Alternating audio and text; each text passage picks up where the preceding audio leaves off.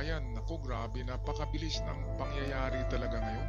Hindi natin nalalaman na kanina lamang pala ay hinatulan na ng ICI Chair Justice na si Andres Bernal Reyes. Sino bang hinatulan?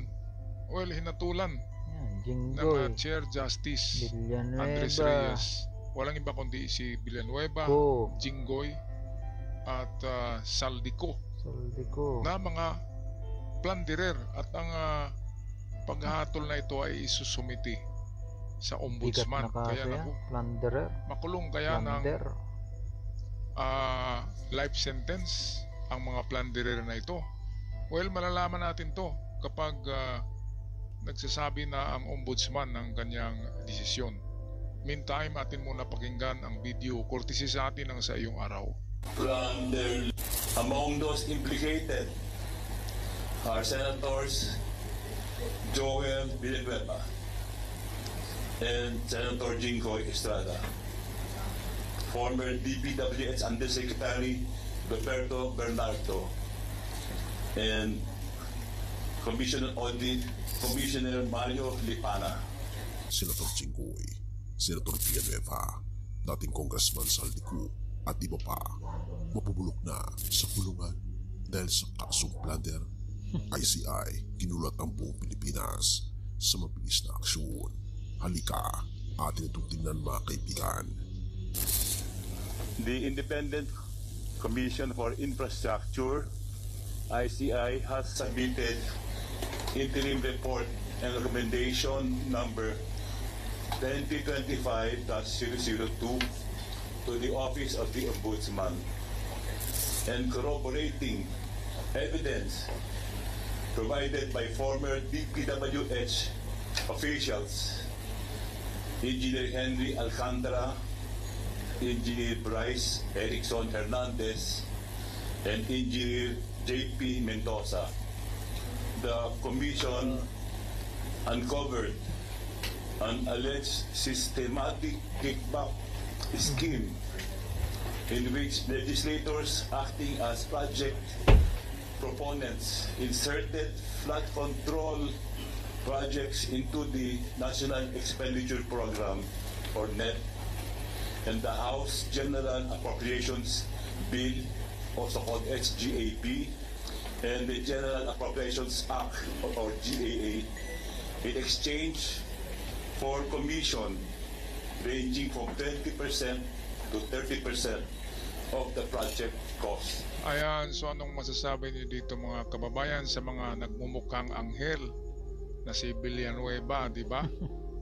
Napakagaling mag poker face.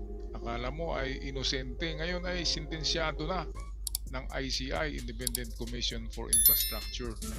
At isinumiti na pala yung yung recommendation ng ICI na plunder ang dapat na ihatol, ibabang hatol dito sa mga plunderer na ito, at walang kaibigan Saldico kasama, di ba? Kaya ito nga ang sabi ni PBBM na dapat madaliin ng ICI dahil nga independent body ito of investigation. Kaya ito na, sinumiti na pala ang recommendation sa ombudsman, baka next week ay may pusas na yan si Villanueva, Jinggoy, at napakano talaga si Jinggoy ay nagagalit pa, di ba? Kasi mga sinungaling daw. Ganon din si Villanueva, ay sinasama na yung pangalan ng Diyos na wala daw siya ginagawang pagnanakaw. Kaya eto, independent body na, walang kinikilingan, klarong-klaro, hinusgahan na, plunderer ang mga taong ito, ang mga senador na ito. Kaya ito na ang the biggest karma of their lives. Sa ang tagal-tagal na nilang nagtatamasa ng pera ng taong bayan, pera natin yan, mga kababayan. Kaya hindi dapat kayo maawa sa mga ganyang klaseng magnanakaw, kasi kung hindi yan nahuli, ganun din ang ginagawa nila ngayon at sa susunod na taon at sa susunod pa na taon. Mauubos talaga ang pera ng Pilipinas, kasi bilyon-bilyon kapag nagnakaw ang mga senador na yan at congressman. Okay, patuloy tayo sa video. Napakagandang balita ito. At ito yung napaka-bad news para sa mga magnanakaw, pero sa ating mga taong bayan, napakagandang balita. Balik tayo kay Sa Iyong Araw. Payments were reportedly coursed through DPWH engineers and cooperating contractors to secure projects and awards and facilitate the release. According to the former DPWH officials, this scheme resulted in inflated project costs, substandard implementation, and the diversion of billions of pesos in public funds over several years. Ito grabe na panluloko talaga ng Several mga years. taong ito, di ba? Mga kababayan, inflated eh.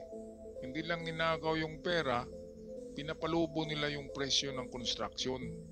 Tapos ang magbabayad ay ang gobyerno. Tayo ang Panluloko mamamayan talaga ang eh. magbabayad yan kasi pera natin yan through tax.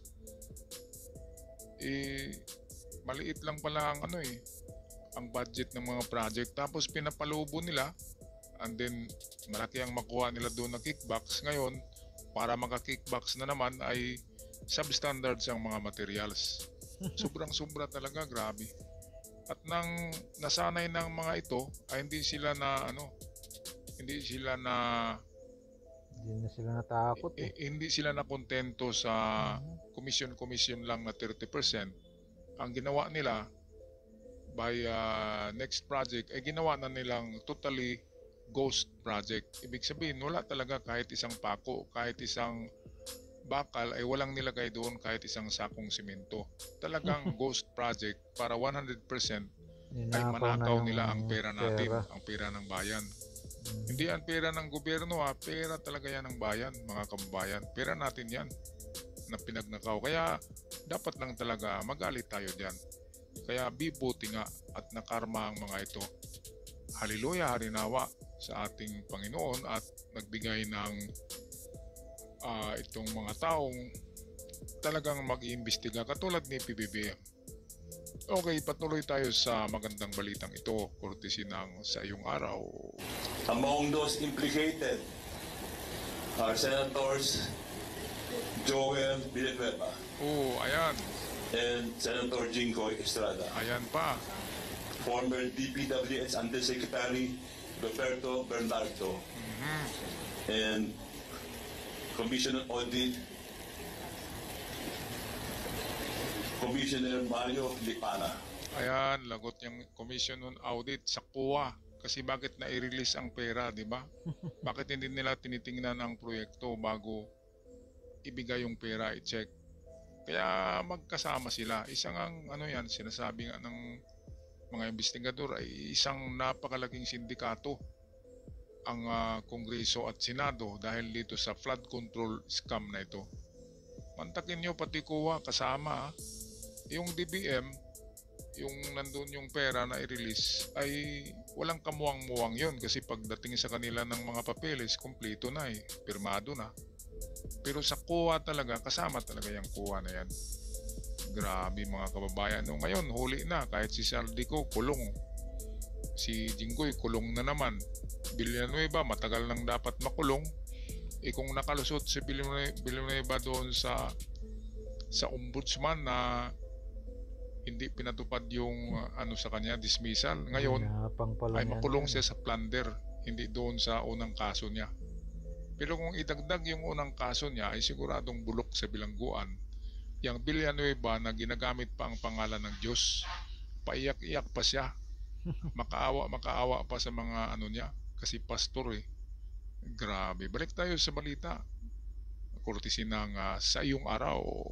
The alleged participation appears to constitute violations of Article 210 to 212 of the revised Penal Code on bribery and corruption of public officers.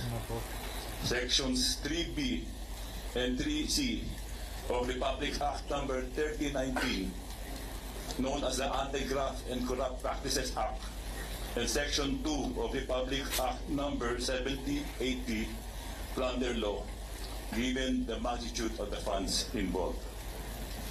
So I'll just state a little of what I said earlier. with this filing, we remain true to our commitment to the Filipino people. No one will be spared in this fight against corruption. Politicians and government officials will be Lahat ng investigated mga and charged politikong by magnanakaw, credible pakulong evidence. na yan. Those found responsible will face the consequences and held accountable under the rule of law. To aspiring mga sangkot. criminals, crime will not and crime does not pay. We will continue to investigate, follow the evidence, and pursue charges to the very last man involved. Justice will not be delayed. Ayan. This is our promise to our countrymen. Thank you and salamat po. All right, glory be to God dahil sa pagkakabuking at pagkakulong nitong mga mandarambong sa kaban ng bayan.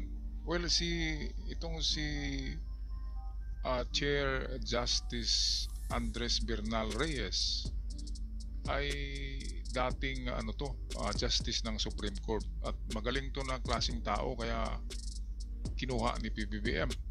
Magaling yan.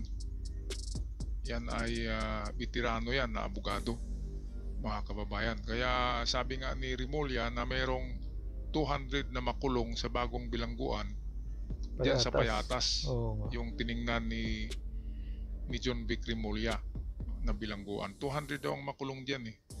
Isasampulan na kaagad yan nang binanggit nito na 4. Lagay niyo na 4 doon sila lahat doon. kaagad ang maunang makulong at malalaking pangalan yan, mga kababayan. Kaya sana tuloy-tuloy na ito at sana pati yung Diyos-Diyusan nila, no? Yun ang mauna. Pero anong gagawin ng ulo ng pugita kung wala na yung mga galamay? Putol na, di na makakilos yung ulo. Di ba, mga kababayan?